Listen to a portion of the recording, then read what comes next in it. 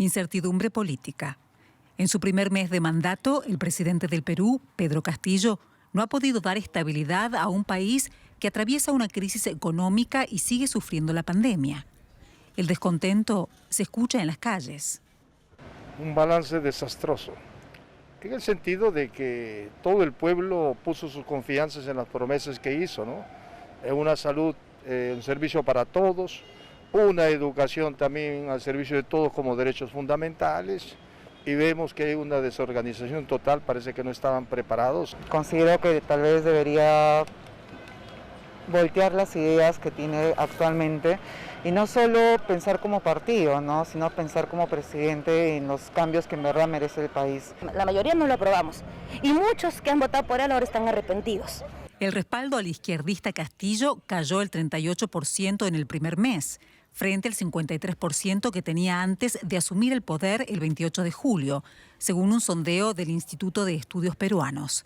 Para analistas, el rechazo y la inestabilidad se deben a la inclusión de funcionarios cuestionables y poca experiencia técnica dentro del gabinete ministerial. Junto a ello, problemas respecto ya a los mensajes sobre exactamente hacia dónde se dirige el gobierno, que por un lado empezó con un discurso presidencial al inicio que parecía marcar ciertas líneas, pero que luego no se han ido concretando, ¿no?, en los mensajes siguientes de las autoridades. Y estamos a un mes, ¿no?, con mensajes más bien contradictorios. La decisión de nombrar como jefe de gabinete a Guido Bellido, investigado por presunta apología al terrorismo, dio inicio a la polémica. A ello se le suman las disputas internas del partido oficialista Perú Libre, cuya ala más radical influye en el gobierno. Aunque el Congreso, dominado por la oposición, ha dado el voto de confianza al grupo ministerial, los expertos prevén tiempos de ingobernabilidad. La crisis no es solo política. El país andino atraviesa un fuerte incremento de precios en los productos básicos. Los economistas coinciden en que se debe a factores externos como el alza de precios internacionales, aunque la inestabilidad política que se arrastra desde las elecciones tiene un peso grande. Ha habido un factor de especulación, de temor, de preocupación como resultado, ¿no?, de unas elecciones que fueron muy disputadas, que fueron indebidamente cuestionadas por el sector que perdió, ¿no?, y que en realidad durante literalmente 2 meses, durante los cuales debería haberse dado el traspaso, ¿no?, un traspaso ordenado al nuevo gobierno, ¿no?, del gobierno anterior, en realidad el país estuvo paralizado. El escenario incierto continuará, pero los peruanos que votaron por Castillo esperan que las promesas se cumplan.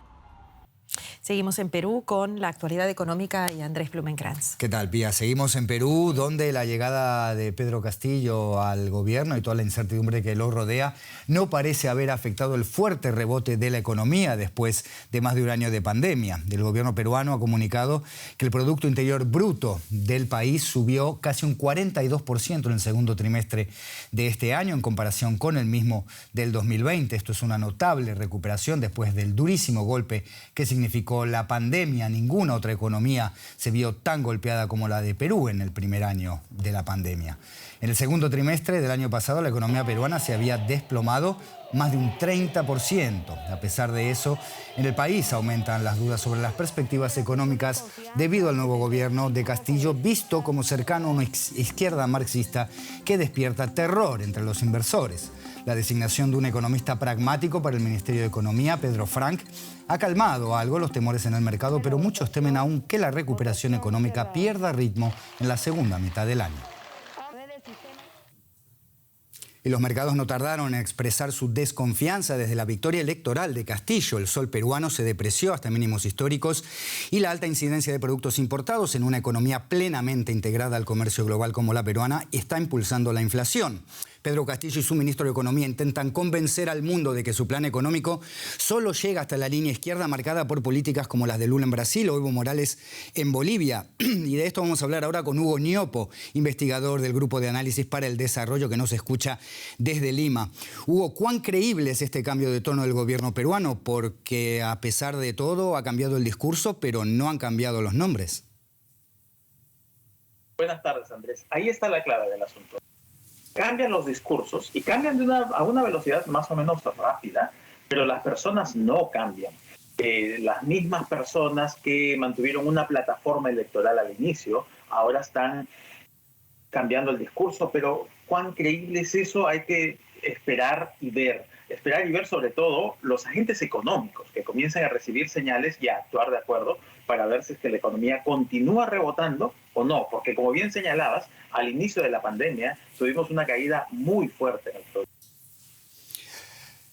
Perú tuvo durante las últimas 3 décadas por lo menos una buena performance económica, al menos en lo macro. Multiplicó su Producto Interno Bruto por 10, redujo la pobreza del 50 al 20%. ¿Cuáles son ahora las perspectivas para Perú en materia económica de reducción de pobreza en este contexto de pandemia y con este nuevo gobierno de una línea que parece indefinida? Parte del diagnóstico es que esa bonanza macro no se tradujo muy bien en bienestar mínimo. Hay un descontento y esa fue la plataforma con la cual este gobierno ha ganado.